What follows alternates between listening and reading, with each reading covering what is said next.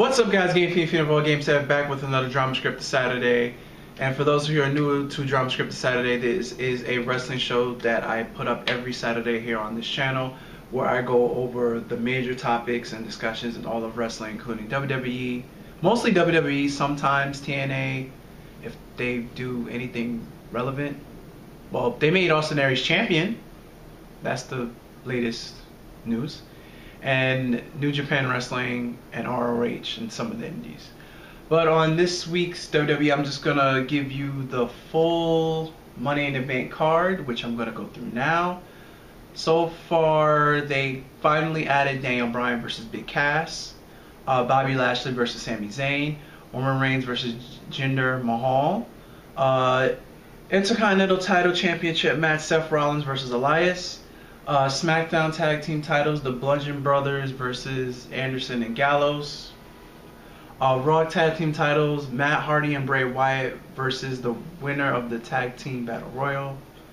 SmackDown Women's title, Carmella versus Asuka, which I don't see Carmella beating Asuka. That would be insane to me, but weirder things have happened in the WWE.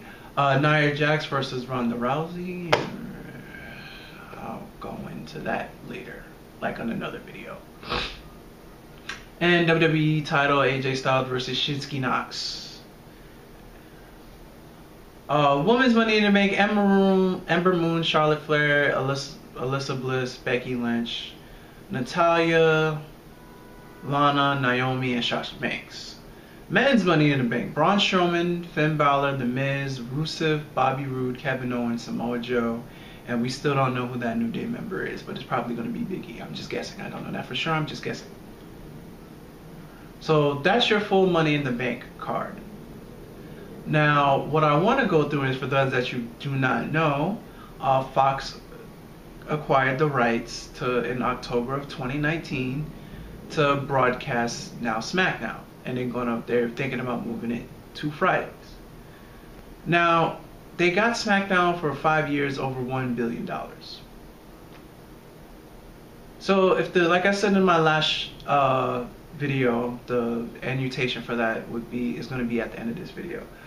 What I said, if they got $1 billion for just the B show, how much do you think Raw is worth?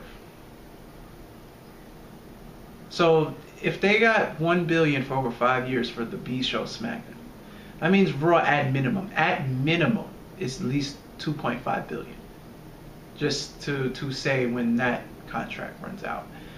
Now, my thing is, since WWE gets a guaranteed $1 billion starting, the payment starts, the contract starts in October of 2019.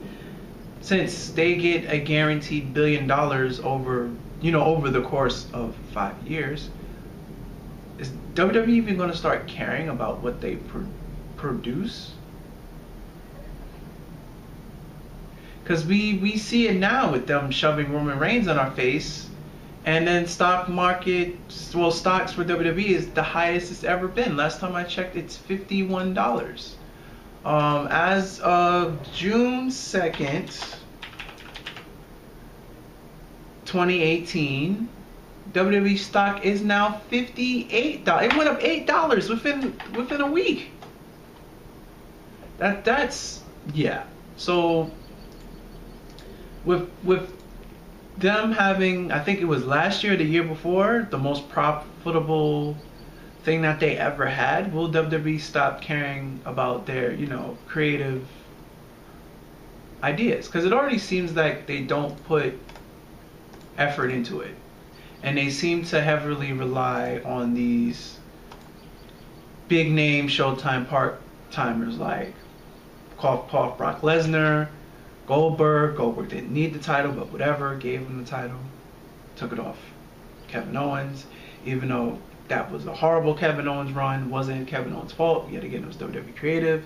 The best thing about the Kevin Owens run was the end feud with Jericho. That was great. But now the shoving Roman Reigns down our faces, and like this, WWE really care. Like, fans' sake, when it comes to men's Money in the Bank, we all want Braun Strowman. But since Braun Strowman is over, since we're going to cheer for him no matter what he does, it's like, okay, well, fans are tuning in for Braun Strowman. They like Braun Strowman. So do I really need to put the belt on him? No. Because fans are going to cheer him regardless. Same thing with Daniel Bryan. We're going to cheer Daniel Bryan regardless. So does I really need to give Daniel Bryan the title for us fans to care? Because we just genuinely like Daniel Bryan. We just generally like Braun Strowman. So as long as these people on the shows and they're getting cheered and the fans are happy, they're going to start tuning in. So the money is still going to come in. The thing is, with viewership being down on Raw, they're still getting money. So thus, if my profit still keeps going up, even though my viewership is down, but my overall outcome is still more plus than it was in previous years, why would I care about the creative, bro? If you get what I'm saying from a business perspective, if what I'm doing, even though my viewership is down, is what I'm doing is still making me more money, why would I stop doing what I'm doing because it's making me more money? And that's the fear that I have with WWE. They still continue to maintain their revenue and receive better revenue each and every year for not being creative in any of their storylines whatsoever. So I feel that the creative is only going to get worse because their revenue is still just increasing. So they don't even have to put any effort. One, they have no competition. Their main, if you want to call it competition in the US, is TNA. And hell, TNA for the last part of 6 months didn't even know what they wanted to call themselves. So TNA is WWE's competition.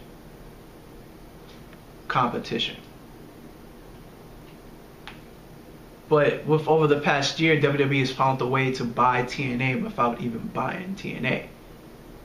WWE has Samoa Joe, Bobby Roode,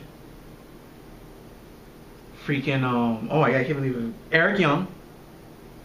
They had Austin Aries for a moment, but I don't know what happened with that.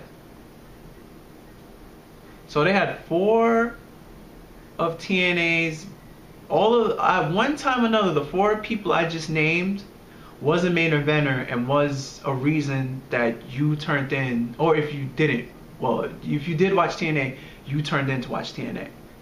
I tuned in to watch TNA for all 4 people. And now WWE has that.